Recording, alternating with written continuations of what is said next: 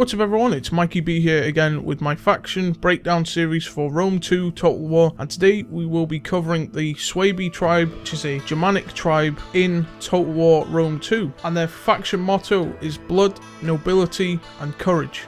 Please bear in mind that all the information in this series is based on information by the developers, previous Total War games and history books, so I hope you enjoy the series, and please bear in mind that the factions may play slightly different to how I describe them, because this is a series based on picking your faction that you want to play as, and I give you as much information as I can to make that decision. So let's get started.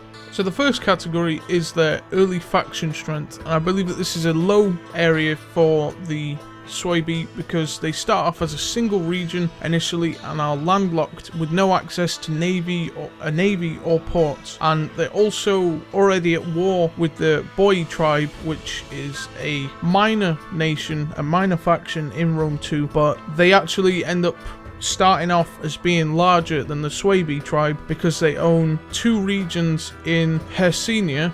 I think I pronounced that properly, and it means that they're a lot bigger than the Suebi, but they are already at war with the Suebi, so that'll be the first thing that you need to deal with, which may slow down development in other areas. So the next category is their expansion strength, and I think that this is a moderate area for the Suebi because they have a bonus to their diplomatic skills and interactions with other barbarian factions, which means that they may be able to convince other barbarian nations or minor factions to form into a confederation, which is where a smaller barbarian nation merges peacefully with a larger barbarian nation. So it's a small one merging into another confederation and such. And whereas if they go to war with another faction, they might struggle with the lack of professional soldiers, because when it comes to battling the civilized factions like Rome and Greece, they may struggle entirely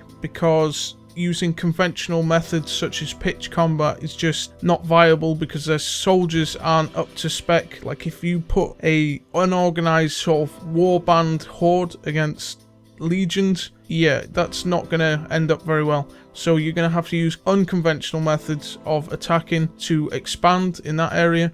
But you should be able to unite the barbarian tribes fairly peacefully using a confederation.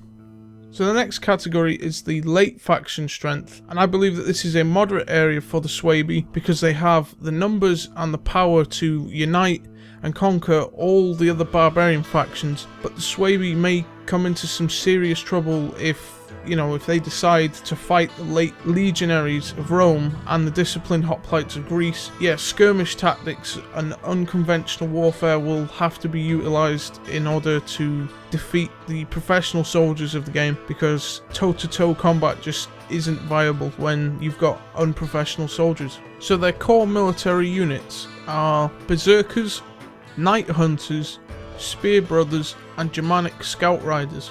So the next category is their economic and military research, and this is kind of a low area because the Suebi were a pretty greedy tribe, and the only times that they were known to trade or progress in that sort of area economically was when they had unwanted goods, and usually that was just spoils of war or something like that, or raids, remains that they don't want anymore. So they were pretty basic way of life, and they kept goods and food to themselves, as well as weapons and armor, and really swords were quite rare amongst their armies because they were used to spears and they didn't really craft anything themselves. So it'll be interesting to see how they play in Rome 2. They obviously created things like sculptures and their own weapons, but a good sword in the Suebi tribe was quite a valuable commodity and they were quite rare, so that'll be interesting to see how that plays out. So the next category is the trading and profit making ability of the faction, and I think this is a weak or low area for the Suebi for the reason that I said before, that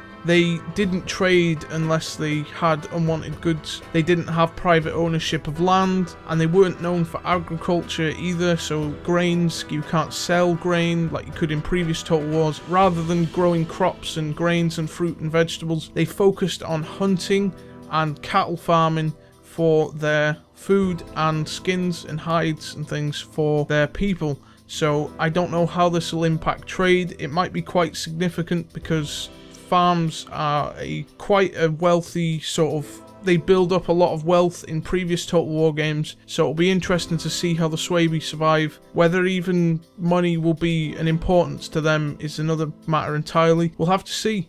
Their starting region is small, it's only a single region, so they are landlocked as well and are already at war with a larger faction than their own. So I think the difficulty is going to be hard for the Suebi, but to begin with I think it will be a medium difficulty campaign. But as time goes on, I think that in the late game they may struggle against professional armies such as the Romans, if the Romans are expanding into Europe in the late game. And yeah, so a hard difficulty campaign, and I think it will be a challenge for veterans of the series. Not exactly ideal for a beginner unless that's what you're up to, but yeah, that's my faction breakdown for the Suebi tribe. I hope you enjoyed the video. Please remember to hit the like button and subscribe for more Rome 2 content in the coming weeks, and yeah, I'll see you in the next one. Thanks for watching. Bye bye.